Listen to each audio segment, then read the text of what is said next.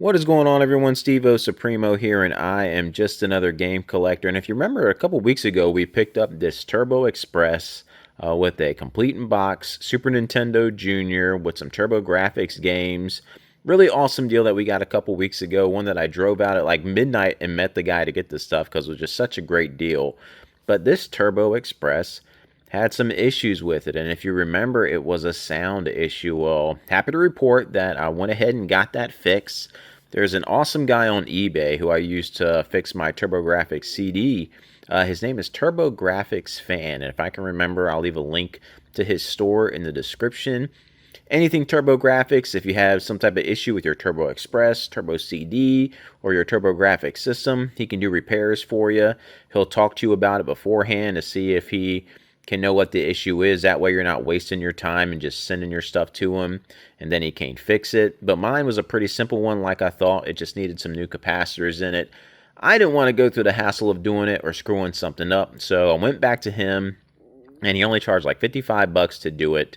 So really awesome deal. And just so you guys can hear it now, here is our brand new sound that we got all fixed.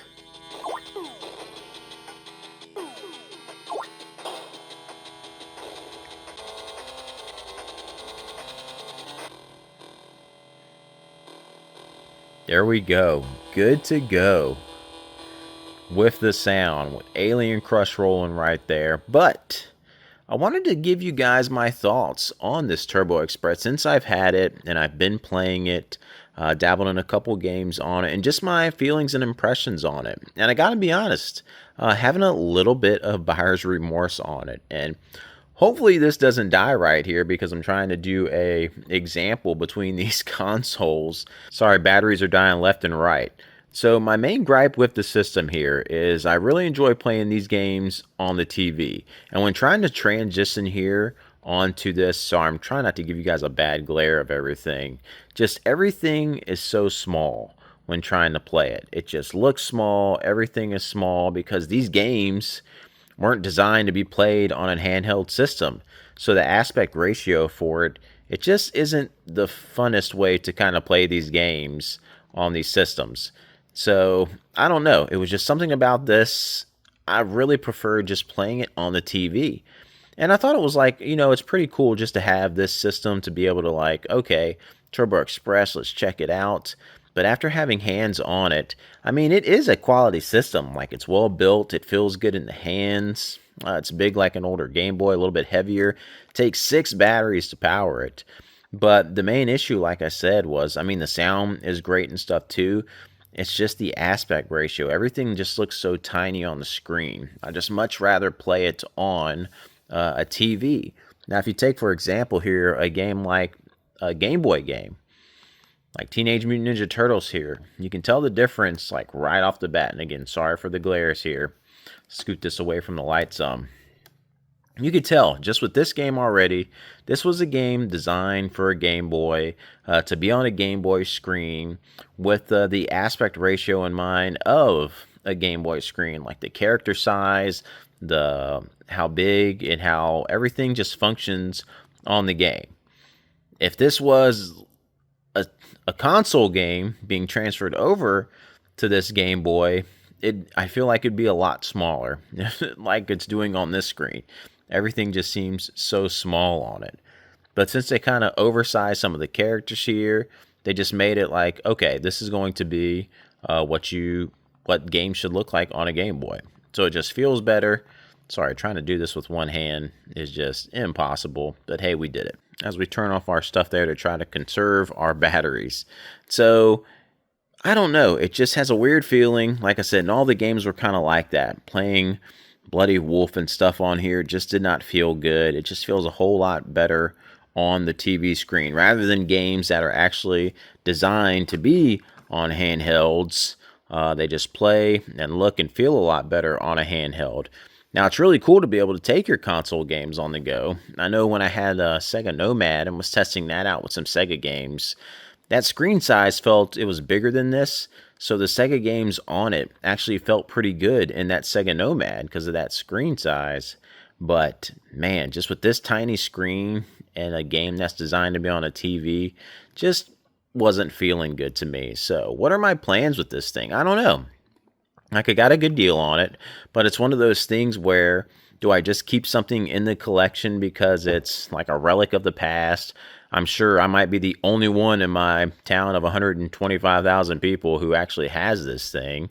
Maybe there's a second person, but these things are few and far in between.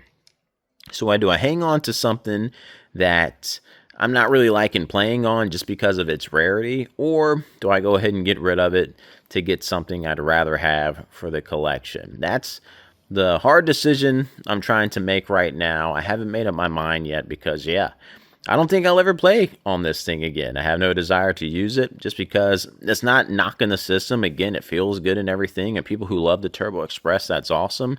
It's just I'd rather play it on the TV. So it just doesn't feel like playing like a Game Boy game or Game Boy Advance game, something that's actually made for handhelds. Like I said, it's cool to be able to take your TV games on the go like they're doing with the Switch now. That revolutionized everything. But back then, I guess, we know it just wasn't there yet. It doesn't have the same quite feeling with that thing. So as cool as this is, I don't know if I'll be hanging on to it. And that leads me to a bigger announcement for me is that I was going to be going to the Portland Retro Gaming Expo this year. It's been a few years since I've gone to it, but I wanted to go to it to attend it and be on the lookout for a list of games that I'm going to be making. We'll go through that list in a future video, but that's a couple months away here in October. But I was also presented an opportunity to be a vendor at the show. So it was, wow, do I go to it or fork up an extra $300 and actually be a vendor at the show and get a table? And a buddy of mine convinced me. He was like, you should do it for $300 more.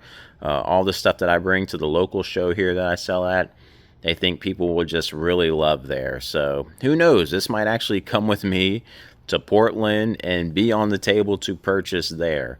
But I got 2 months to think about it, but I will be setting up there. So that should be a fun experience. My son's going to come.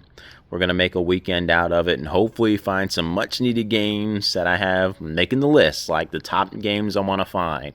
But a lot of times I just go in there like, ooh, I want that, I want that. But we're going to try to stay focused and concentrate on certain games when we go out there. But yeah, I won't drag this one on too long. Just wanted to get a quick overview on my thoughts of the Turbo Express. Like, really cool handheld still, like awesome to have found it, but actually playing on it, just not feeling it. Would just much rather play all those games on the TV and enjoy it that way. So if you guys have had a Turbo Express or your experience on it, let me know. Does it not bother you as much, like the smaller screen and stuff like that?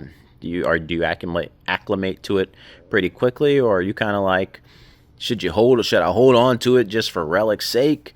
Again, I don't think I'd regret getting rid of it.